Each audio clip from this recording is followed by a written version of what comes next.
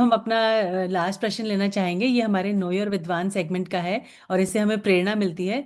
तो हम ये जानना चाहते हैं कि आपके जीवन में वो कौन सा टर्निंग पॉइंट था जिसने आपको धर्म के मार्ग में लगाया और आपके श्रद्धान को पक्का किया कि यही सही मार्ग है।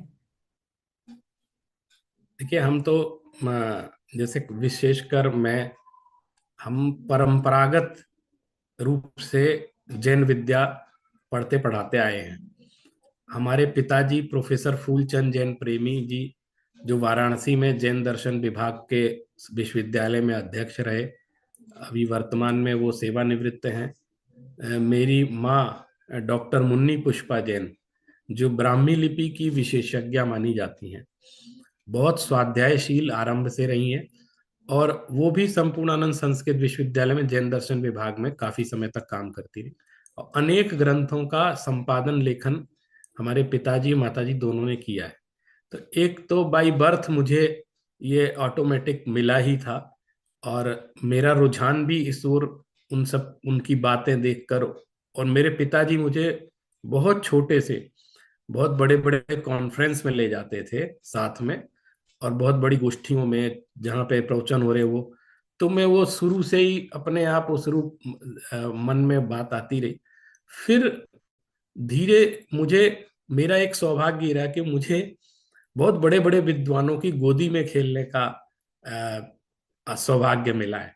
तो मैं मानता हूं कि भले ही उस समय अबोधावस्था थी, लेकिन उनके भी परमाणु मेरे जीवन में संस्कार के रूप में आए।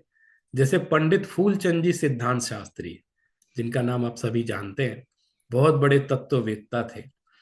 उनकी गोदी में खेलने का मुझे सौभाग्य मिला। मैं बहुत छोटा था, मेरे पिताजी मेरे घर के पास में रहते थे, वहां जाते थे। इसी तरह पंडित कैलाश चंद्र शास्त्री जी, जो बहुत बड़े मनीषी, हमारे जस्ट इस एज के पहले के सब जो दिग्गज विद्वान थे, उनकी गोदी में खेलने का सौभाग्य मिला। पंडित दरबारी लाल जी कोठिया, जो जैन न्याय के बहुत बड़े विशेषज्ञ, उनकी गोदी में, ये पिताजी के निमित्त से मैं उनसे घर जैसे संबंध रहे। पंडित जगन मोहन लाल शास्त्री जी, जो कटनी के थे, उनके परिवार में, उनके घर में मुझे रहने, उनके साथ बचपन में रहने का, तो ये एक तो ये सारे निमित्त कारण ऐसे सहज बने। और जो हमारे अन्य भारतीय दर्शनों के बहुत दिग्गज विद्वान जिनका लोग नाम जानते हैं, पंडित बलदेव उपाध्याय जी, जिन्होंने भारतीय दर्शन किताब लिखी और इस युग के बहुत बड़े संस्कृतज्ञ माने जाते थे, उन वो भी हमारे घर के पास में बनारस में रहते थे। तो उनको भी हम लोग शुरू से उनके साथ, तो ये एक कुछ अदृश्य कारण बनते रहे, साक्षात और अदृश्य दोनों। तो धीरे धीरे मेरा इस दिशा में झुकाव हुआ, और एक भावना बलवती हुई। आरंभ में ये भावना बलवती हुई कि दुनिया में हर जगह सारी विद्याओं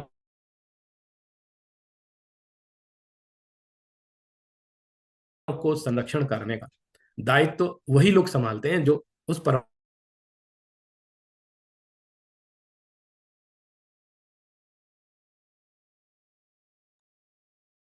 पीढ़ी भी उसी परंपरा में रहे, ऐसा कम होता है। तो एक मन में ये भी था, और ये भी था कि भाई हम लोग भी अगर अन्य विषयों में, संसार के इतने सारे सब्जेक्ट हैं, अगर हम भी अपना उपयोग उसमें लगाएंगे, तो ये श्रुत का संरक्षण कौन करेगा। एक मन में जैसे राष्ट्र के रक्षा की भावना सैनिकों के मन में रहती, वैसे श्रुत रक्षा की भावना जन्म से घुट्टी में पिला दी गई हम लोग। तो हम उसी दिशा में आगे बढ़ते चले गए। फिर आगे जाकर के बहुत लंबी यात्रा रही। मुझे डॉक्टर हुकुम चंद भारेल जी के साहित्य ने, पंडित रतन चंद भारेल जी के साहित्य ने बहुत प्रेरित किया। फिर मेरे गुरु जी रहे प्रोफेसर दयानंद भार्गव जी, जिनको मैंने सानिध्य प्राप्त किया। और इसी तरह मुझे अ, मुनिवर सुधा सागर महाराज जी का बहुत प्रेरणा मुझे मिली। आचार्य विद्यानंद महाराज जी, जो कुंद कुंद भारती विरासत थे, उनके सानिध्य में मुझे 18 साल रहने का अवसर मिला। तो वो जो एक चलते फिरते विश्वविद्यालय माने जाते थे, और संयम तपस्या की भी प्रतिमूर्ति थे, तो उनके साथ तो डायरेक्ट प्रतिदिन का हमारा, तो वो उनका जो एक विजन था और उनका जो ज्ञान था वो मिला। इसी तरह आचार्य श्री विद्यासागर महाराज जी के पास बचपन से, चूंकि पिताजी जाते थे, तो एकदम सीधा संपर्क रहा। और उनकी भी बहुत प्रेरणा दृष्टि मिलती रही और मार्गदर्शन मिलता रहा। ये बहुत सारे, मैं नाम किस किस के बताऊं, सबका बहुत बड़ा उपकार मेरे जीवन पर है।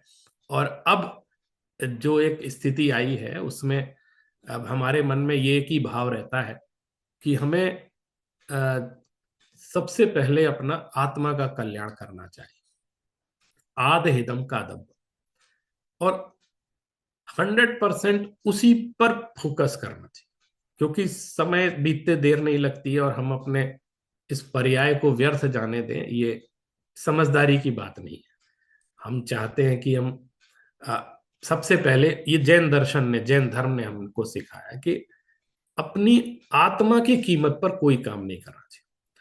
फिर उसके बाद सेकंड स्टेप में हमको यदि कुछ करना है, 24 घंटे तो हम आत्मा के प्रति लग कर भी नहीं लग सकते, कुछ करना है तो हमें ये जो मोक्ष मार्ग का प्रतिपादन करने वाले हमारा श्रुत साहित्य है, उसकी आराधना करनी चाहिए। अब समय हो गया, नहीं तो आपका वो मोह वाला प्रश्न मुझे लगता रह गया। उसमें ही ये गाथा आती है बहुत अच्छी, कि यदि आपको मोह का क्षय करना है तो आप अच्छी तरह से शास्त्रों का स्वाध्याय करें। तो आत्मकल्याण के लिए भी वो आवश्यक है। और जो हमारी एक नैतिक जिम्मेदारी ये बनती है कि तीर्थंकर भगवंतों की ये श्रुत परंपरा अनवरत विद्यमान रहे, उसके लिए वो संरक्षित रहे, उसके लिए हमारी तरफ से जो बन पड़े हमें वो योगदान देना चाहिए। तो दूसरी ये भावना, वर्तमान में अब इस दो भावना के आधार पर हम आगे बढ़ रहे हैं। आप सभी की शुभकामनाएं रही तो सफल भी हो जाएंगे।